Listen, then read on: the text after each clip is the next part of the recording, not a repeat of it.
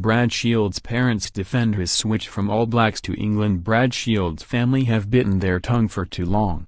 Now they want to defend their son's controversial switch from New Zealand to England.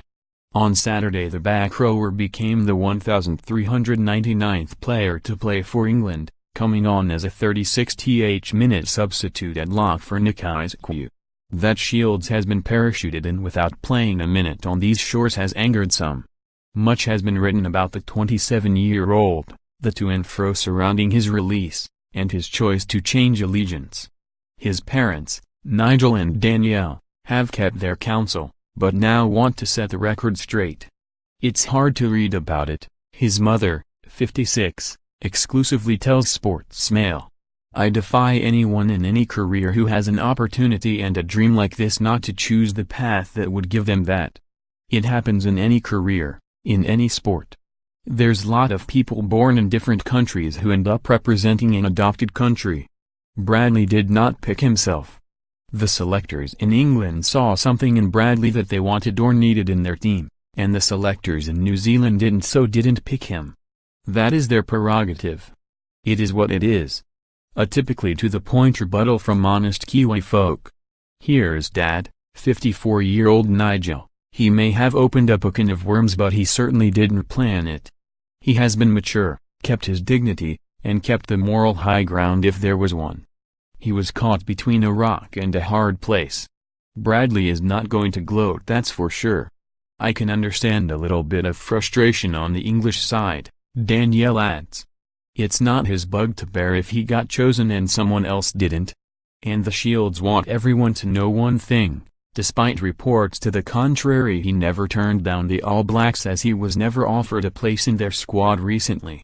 We hope everyone moves on, Nigel continues. Bradley does too. He wants to play at the highest level he can. There is nothing wrong with that. Now that is covered, it is worth telling Shields' fascinating story. Back in Easter 1991, Danielle was 7 months pregnant and intending to travel down from Nigel's parents' house near Masterton in New Zealand's North Island to Christchurch in the south. Her and Nigel, who met in the army, were taking up a posting there. But Brad had other ideas. I had complications with the pregnancy and Bradley was born at the local hospital in Masterton, Danielle explains. He was 8 weeks early but we were extremely lucky. He flourished from birth and was only in an incubator for a day. He was a fighter right from the word go.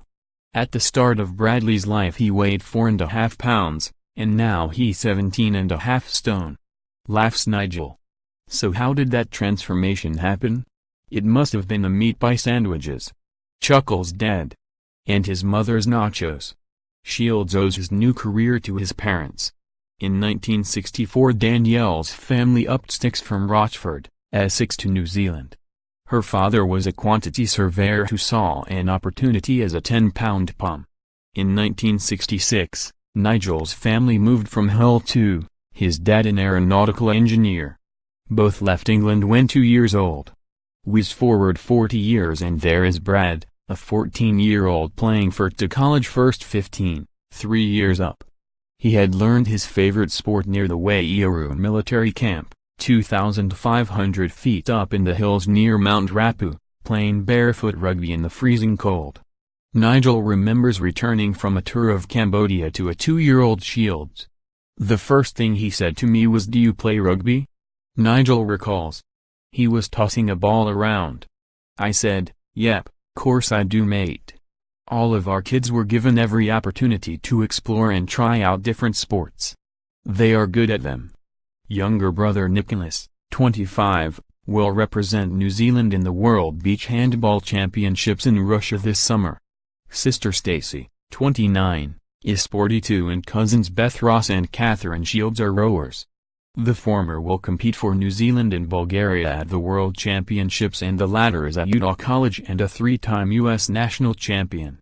Brad played U19 regional basketball and formed part of the Black Sox U19 softball team, but rugby was always the dream.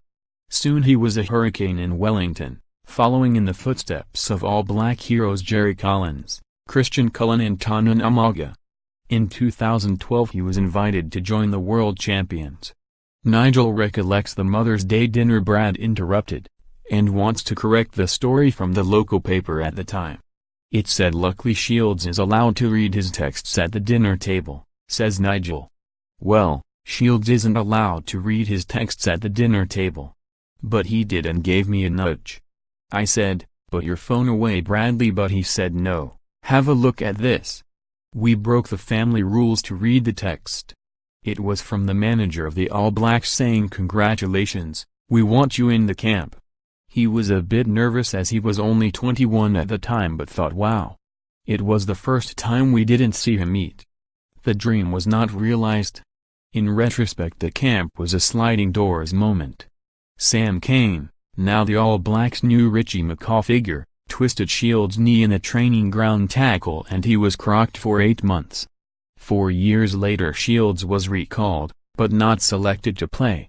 In 2015 his parents moved to Surrey, then Berkshire. They now run a 100-acre estate in Stamford Dingley, and Danielle works in the local pub. Soon Brad, his wife Louise and 7-month-old daughter Charlie will join them in England. Mum and Dad cannot wait. We've got 5 grandchildren so it will be nice to have one of them here, says Danielle. We miss them terribly. It's a small world with technology, but our young grandchildren think we live in the TV. I'll be able to watch his games with a beer. Chuckles Nigel. That's why I enjoyed the test match on Saturday. I could have a couple of beers and it wasn't 8 a.m. They will fly out to South Africa on Friday hoping to see their son make his full debut.